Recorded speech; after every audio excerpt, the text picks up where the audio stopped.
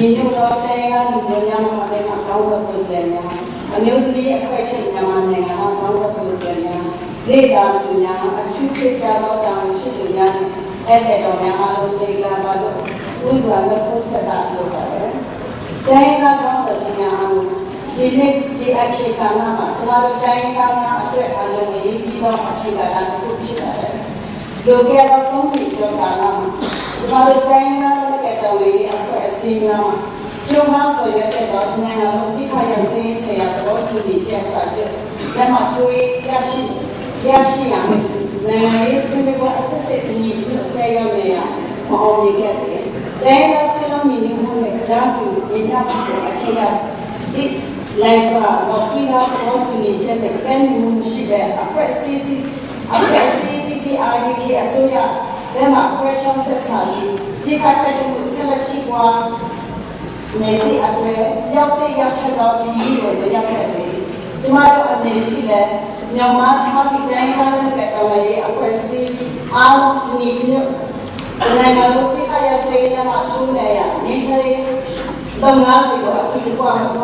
တော့ပဲအဖွဲ့အစည်းတစ်ခုချင်းစီမှာမိမိအဆုံးဖြတ်ချက်ကိုလေးထားတယ်ဒီဆုံးဖြတ်ခဲ့ကြပါတယ်။ဒါကြောင့်ကျွန်တော်တို့လည်းမရေးချိုးချစ်ပြည်တဲ့အဖွဲ့နဲ့ရေးချိုးထားရတဲ့အဖွဲ့အကြားမှာဒီနေတဲ့တော့ငါးစီနဲ့ပုံများမရှိနိုင်တဲ့အတွက်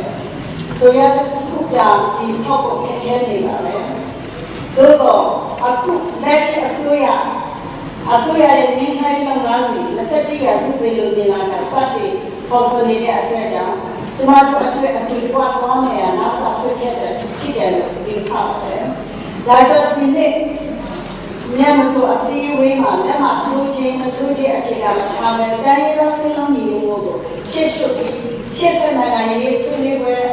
အစချင်း21ရာစုပြည်လူပြည်လာကတော့ဒီမျိုးအတူတူသွားနေရလို့အားလည်းပြည့်စုံမှုကအတိကဆွေးနွေးပြီးပြည်နေသောသဘောတူရည်တည်ချက်ချမှနေရအရေးကြီးတာပါပဲဒီခုလက်ရှိအစိုးရအနေဖြင့်ဖက်ဒရယ်ပြည်တော်စုပြည်ဆိုရေးကိုဥပဒေလေးပေါ်ပြနေတာကျမတို့အတွက်အားသာချက်တစ်ခုဖြစ်တယ်အစိုးရဘက်ကဘယ်လိုဖက်ဒရယ်ပြည်တော်စုပုံစံပဲဒီမျိုးတွေဖြစ်စေကျမတို့ဘက်ကဘယ်လိုဖက်ဒရယ်ပုံစံမျိုးကိုတည်ဆောက်မှလဲဆိုတာစဉ်းစားနေတာပြည်စစ်ထားပြီးဖြစ်ပါတယ်အဲ့ဒီအတွက်ကြောင့်အစကနေပြဆောက်မှုတော့ပဲ2008ခုနှစ်ကဖက်ဒရယ်ပြည်တော်စုအခြေခံဥပဒေမူကြမ်းရေးဆွဲရေးနဲ့ညှိနှိုင်းရေးကော်မတီ FCTCC မှမူကြမ်းအဖြစ်သဘောတူထားပြီးသောဖက်ဒရယ်အခြေခံမူများအဖြစ်